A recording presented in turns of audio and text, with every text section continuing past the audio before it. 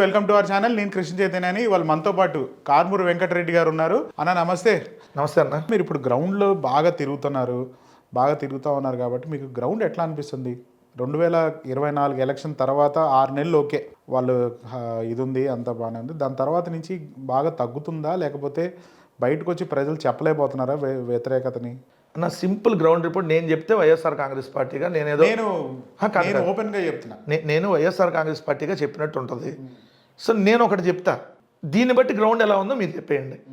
నేను ఇప్పుడు గవర్నమెంట్లో లేవు, కానీ గవర్నమెంట్లో ఉన్నటువంటి చంద్రబాబు నాయుడు గారు ముఖ్యమంత్రి హోదాలో ఆయన ఉండి మొన్న ఈ మధ్య కలెక్టర్ల మీటింగు, అంత అధికారులందరితో మీటింగ్ పెట్టి ఒక 21 అంశాల మీద సర్వే తీసుకున్నాం. 16 టాపిక్స్, 21 అంశాలు ఆ టాపిక్ రిలేటెడ్గా తీసుకున్నాం సర్వే అని చెప్పి ఆయన చెప్పినటువంటి మాట ఏంటి? రోడ్లు బాగోలేదు, అభివృద్ధి లేదు, అవినీతి పెరిగిపోయింది. ఎమ్మెల్యేలు అయితే కనీసం సీఎంఆర్ఎఫ్ చెక్కులు 3 నెలలకు మురిగిపోతాయి కదా, ఆ చెక్కులు ఇచ్చేటటువంటిది కూడా లేదు. ఆరోగ్యశ్రీ ఏదైతే ఉందో చూస్తూ మెల్లగా దాన్ని డెడ్ చేసేసి ఎక్కడ కూడా హాస్పిటల్స్లో కూడా ఎక్కడ రిలీజ్ అవ్వట్లేదు. పేషెంట్ అడ్మిట్ అయిన తర్వాత కూడా అవి నేను ఆ మాట అన్నాను. కానీ ఇప్పుడు నేను చెప్తే ఏంటంటే ఏదో పార్టీ తరపున చెప్పాను, వాళ్ళ ప్రభుత్వమే ఫెయిల్యూర్ అని చెప్పి సాక్షాత్తు ముఖ్యమంత్రి ఎమ్మెల్యేలతో అంటున్నాడు. ఏంటి, మీరు కానీ సరిగ్గా పనితీరు మార్చుకోకపోతే బంగారం ఇచ్చినా ఓటేరు అంటున్నాడు. మనం ఇది ఈ మధ్య స్టేట్మెంట్స్ చూస్తే ఇది వాళ్ళు అధికారంలోకి వచ్చిన 16-17 నెలల తర్వాత జరిగినటువంటి అంశాలు. ఇప్పటికి 18 నెలలు అయింది. వాళ్ళ పత్రికలు, వాళ్ళ ఆస్థాన పత్రిక ఆంధ్రజ్యోతులు ఏమి రాస్తున్నారు? మీకు పైనేమో మీరు జిఎస్డిపి పెరిగిపోతుందని చెప్పి డబ్బా కొడుతున్నారు, ఏడేమో జీతాలు ఇచ్చే పరిస్థితి లేదు, 10వ తారీఖు వచ్చినా జీతాలు ఇవ్వట్లేదని వాళ్ళ పత్రికలు రాస్తున్నాయి. అంటే ఫీడ్బ్యాక్ చూడండి. ఓ పక్క ప్రభుత్వ ఉద్యోగులకు జీతాలు 10వ తారీఖు వచ్చినా అందట్లా, మొన్న 31 డిపార్ట్మెంట్ వాళ్ళకి రాలా, అంటే ఇప్పుడు ఉద్యోగస్తులు వ్యతిరేకంగా ఉన్నారని అర్థం.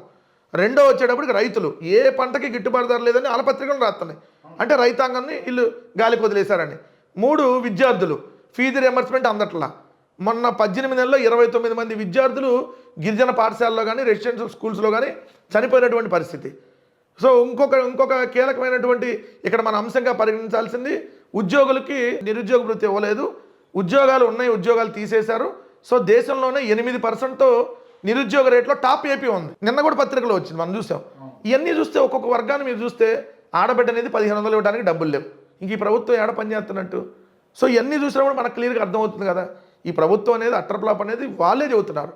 రెండోది, కానీ ప్రజలు ఎమ్మటే రారు బయటికి. ఎందుకు రారు? ఇంకా ప్రభుత్వం 3.5 ఏళ్ళు ఉంది కాబట్టి. సో అది ఎప్పుడు వస్తారు బయటికి?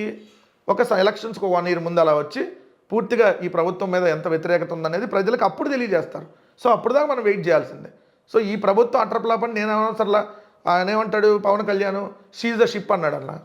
ఒక ఉప ముఖ్యమంత్రి షిప్ను షీజ్ చేయమంటే ఆ షిప్ సీజ్ అవ్వకుండా ఎట్లా వెళ్ళింది వేరే కంట్రీకి? అంటే ఈయనన్నా చేతగానాడు అవ్వాలి, ఈయనన్నా ఎవరు పట్టించుకోవట్లేదు అవ్వాలి. ఈ ఉప ముఖ్యమంత్రి మాటకే వాల్యూ లేదని అనాలి. మరి బియ్యం వెళ్ళిపోయినాయి, షిప్ వెళ్ళిపోయింది, పవన్ కళ్యాణ్ హైదరాబాద్ వచ్చేసాడు. అంటే ఇక్కడ ఉప ముఖ్యమంత్రి చెబితే అక్కడ అవినీతి జరిగిపోతుంది. అవినీతిని ఆపమని ఉప ముఖ్యమంత్రి పైకి స్టేట్మెంట్ ఇచ్చినా అది వెళ్ళిపోయింది. అంటే ఈయనకెంత వాటా వస్తే దాన్ని పంపించాడా? మరి ఇవన్నీ ప్రజలు అబ్జర్వ్ చేస్తారు కదా. అక్కడ పోలీసులే ఏదో పేకాట శిబిరాలు నిర్వహిస్తున్నారని చెప్పి సాక్షాత్తు ఉప ముఖ్యమంత్రి స్టేట్మెంట్. భీమవరం డిఎస్పీ జయసూర్య మీద మరి ఏమైంది? వాళ్ళ ఎమ్మెల్యే కొలిక్పూడి బెల్ట్ షాపులు చూపించాడు. సో వాళ్ళ ఎమ్మెల్యేలు రాసలేళ్లలో. సో ఇవన్నీ కనపడుతున్నాయి కదా కళ్ళ ముందు. సో ఇంక ఈ ప్రభుత్వం పరిపాలిస్తుందట లేనట్టుగా ప్రజలకు క్లియర్గా అర్థం కావట్లేదు. ఎక్కడికక్కడ ఊర్లోకి వెళ్తే ఇసుక మాఫియా, మట్టి మాఫియా, బొసక మాఫియా, విచ్చలవిడిగా బెల్ట్ షాపులు ఏరులై పారుతున్నటువంటి పరిస్థితి. సో నిన్నటికి నన్ను చూస్తే ఈ ఇష్యూ కూడా మీకు బయటకు వస్తారు కొన్ని రోజులు ఆగితే. చిలకలూరిపేట హైవేలో 5 అయ్యప్ప స్వామి మాల ధరించుకున్నటువంటి విద్యార్థులు ఏదైతే ఒక పోలీసు నిర్వాహకం వల్ల చనిపోయారు. వాళ్ళ తప్పు లేదు, వాళ్ళు గుంటూరు నుంచి ఒంగోలు వెళ్తున్నారు ఏదైతే అయ్యప్ప స్వామి భజన కోసం అని చెప్పి. వాడు అక్కడ ఒక ఏఎస్ఐ కొడుకు రోడ్డు మీద వెహికల్ ఆపి ఫేక్ బ్రేక్ ఇన్స్పెక్టర్ లాగా, అతను ఫేక్ ఒరిజినల్ బ్రేక్ ఇన్స్పెక్టర్ కాదు, అతను అక్కడ డబ్బులు వసూలు చేయడం కోసం ఏదైతే లారీలు అదే మన ట్రాక్టర్లు తీసుకెళ్తున్నటువంటి హెవీ లోడ్ వెహికల్ని సడన్గా ఆపాడు, కారు ముందుకు పెట్టి. వీళ్ళ వెహికల్ వచ్చి వెనక్కి గుద్దేసింది. 5 ఇంజనీరింగ్ విద్యార్థులు చనిపోయారు. మరి ఇవన్నీ పోలీస్ శాఖ, మరి అతను ఫేక్ బ్రేక్ ఇన్స్పెక్టర్గా ఇన్ని రోజులు అక్కడ చేస్తుంటే, ఎక్కడ పడితే అక్కడ చేస్తుంటే పోలీస్ వ్యవస్థ ఏం చేస్తుంది? ఒక ఏఎస్ఐ కొడుకే చేశాడు, కొన్ని 100 కార్లు దొంగతనాలు చేసి అమ్మేశాడంట. సో ఇంత జరుగుతూ ఉంటే మరి ఇన్ని మాఫియాలు జరుగుతూ ఉంటే ప్రజలకు అర్థం కాదా? సో ఖచ్చితంగా ఈ ప్రభుత్వం ఘోరంగా వైఫల్యం అనేది వాళ్ళకి క్లియర్గా తెలుసు. ప్రజలు అవసరం వచ్చినప్పుడు దాన్ని ప్రజలు ఏదైతే బయటకు వచ్చి ఆ రియాక్షన్ అనేది చూపిస్తారు.